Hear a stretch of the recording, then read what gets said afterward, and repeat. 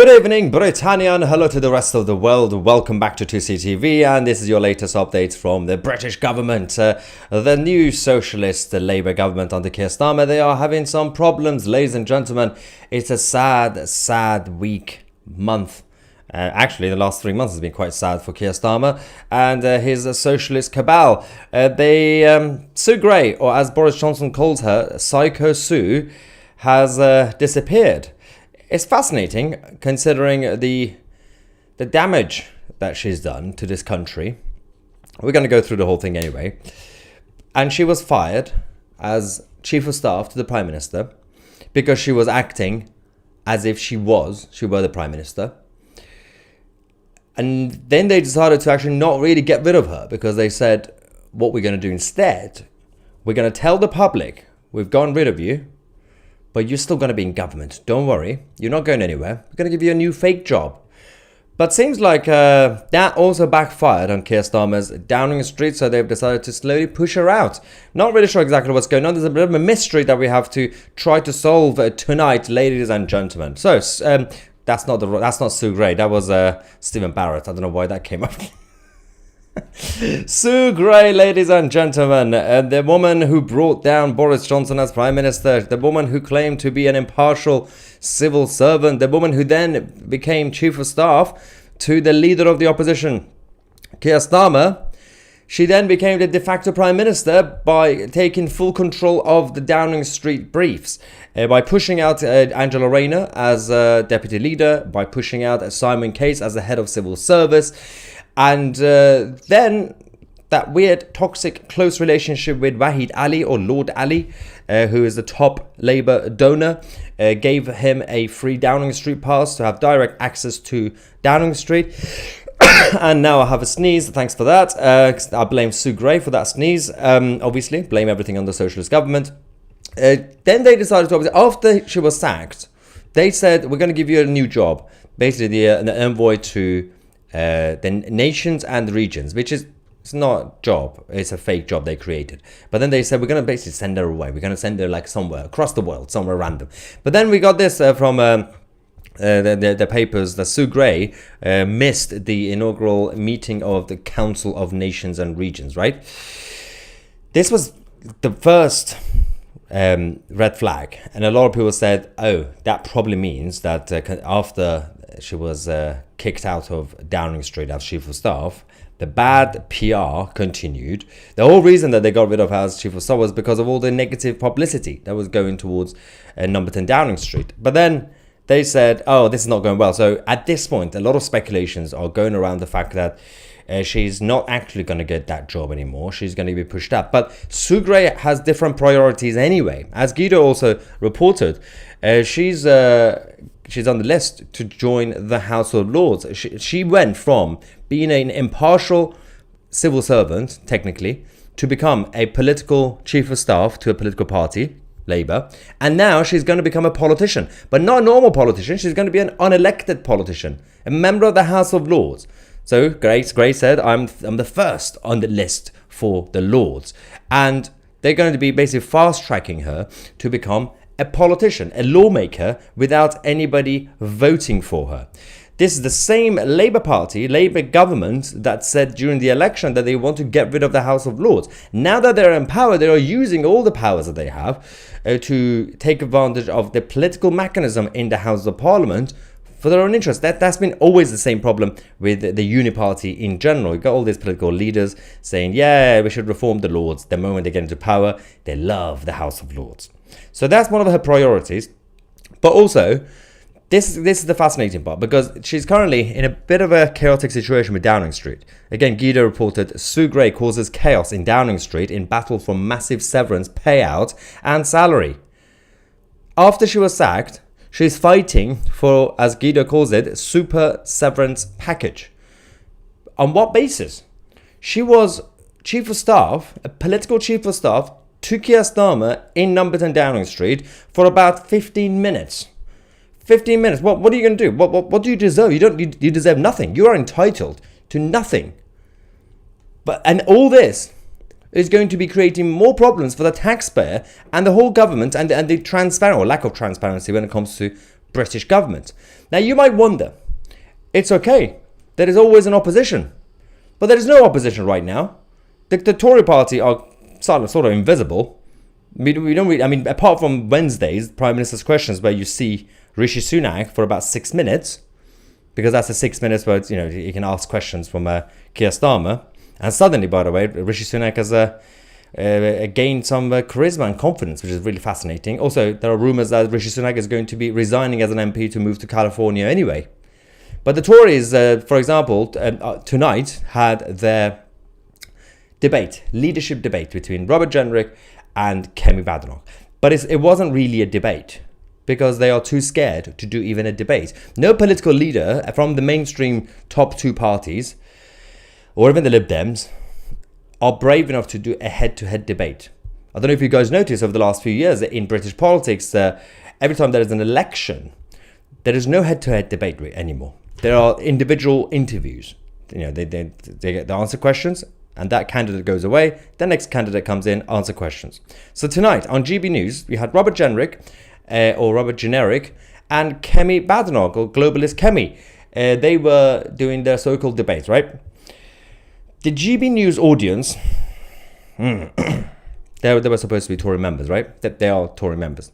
But the GB News Tory audience tonight was evidence that the so-called Conservative Party is officially a Green Liberal Party. So Kemi technically won that debate based on what the audience said, because they're all a bunch of liberal globalists and green, loving net zero and all that. There was also a funny moment at the end of the debate where Tom Harwood of GB News was interviewing the audience members, the Tory members. This man said, "I love Kemi. I think she's the right man for the job. She's got the right tackle."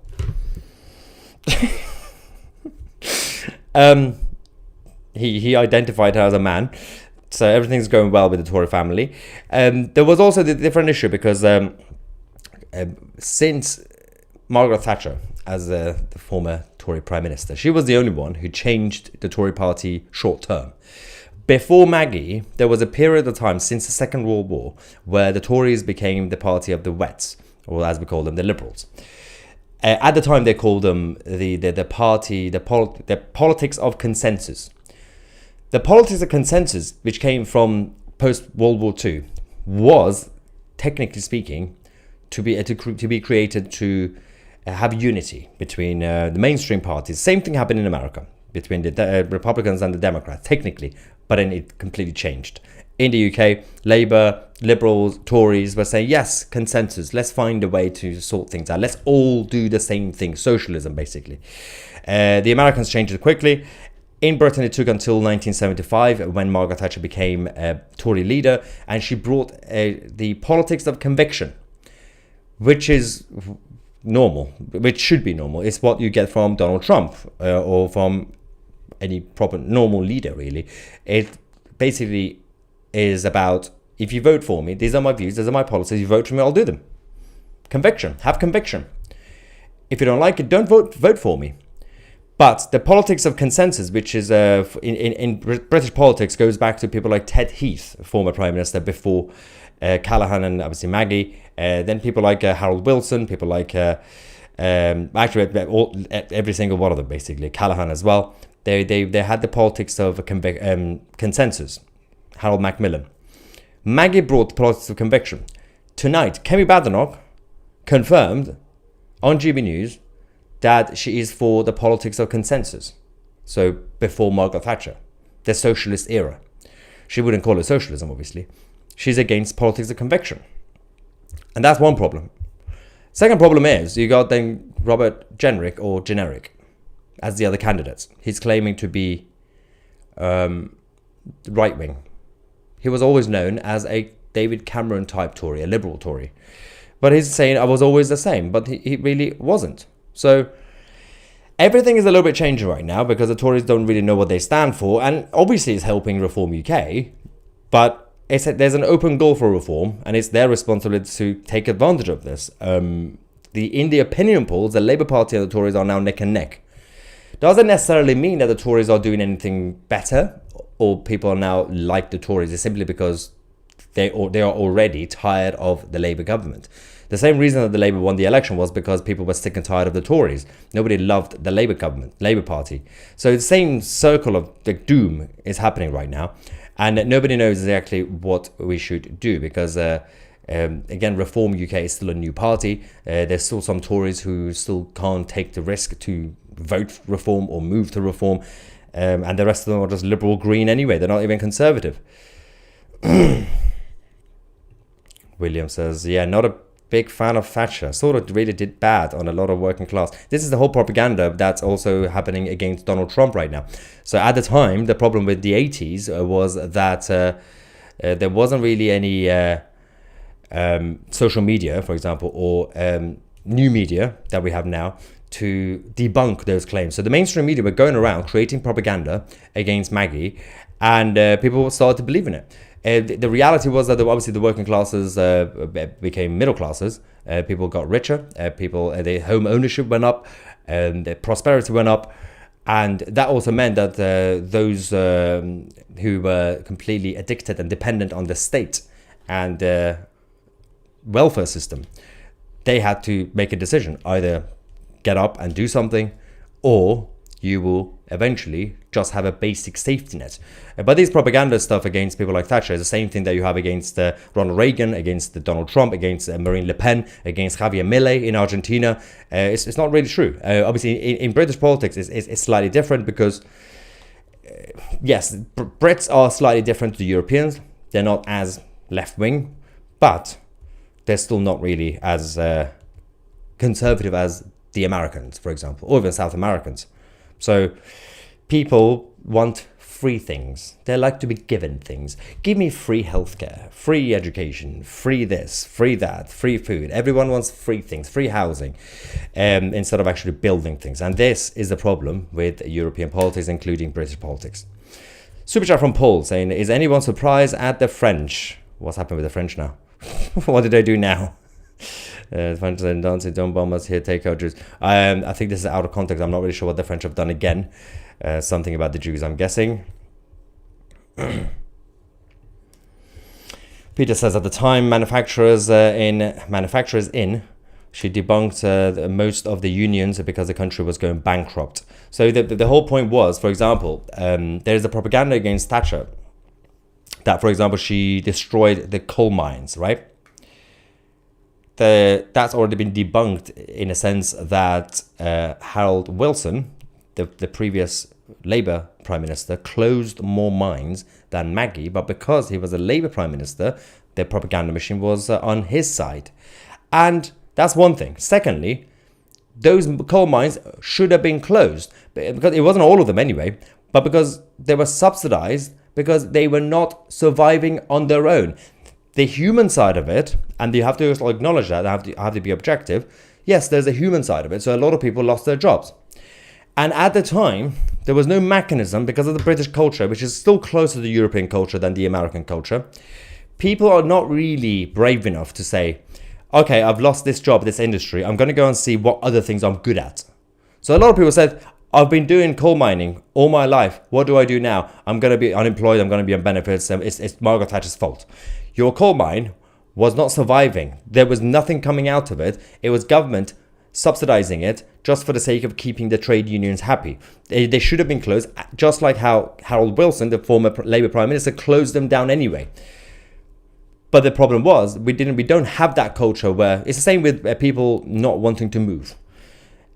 Opposite compared to the American culture, where, and the whole humanity across the world. When the climate changes, when something happens in your land, you move. Just go get somewhere else, go get a house somewhere else, get a different job, get a different industry. We don't have that culture. So a lot of people got angry and said, well, I'm going to blame Maggie. Not the fact that my coal mine was already dead and it wasn't actually surviving. Taxpayers were funding it to stay open. That was it. And that's so there were obviously tough decisions that had to be made. But more prosperity, more wealth was created, more jobs were created, and the economy grew anyway.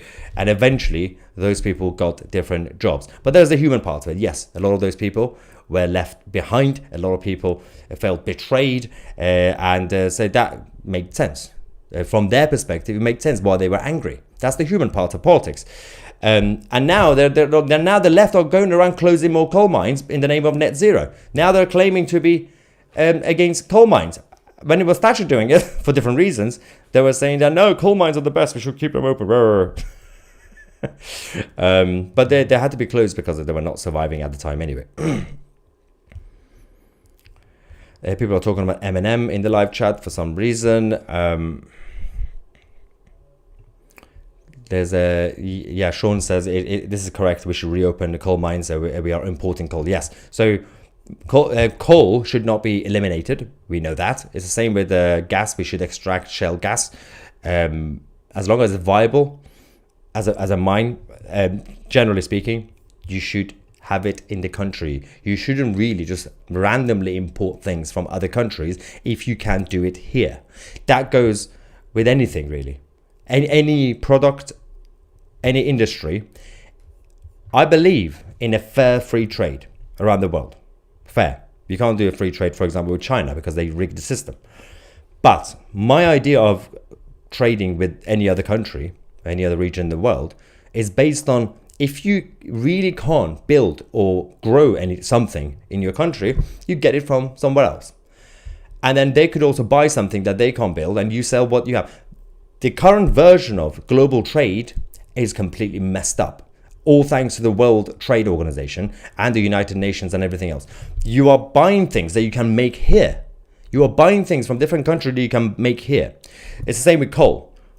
We said we have to close it because of net zero. Now we're getting it from other countries. Same with gas. We have shale gas, extract shale gas. We got so much we can do. But no, we have to rely on other countries for absolutely no reason.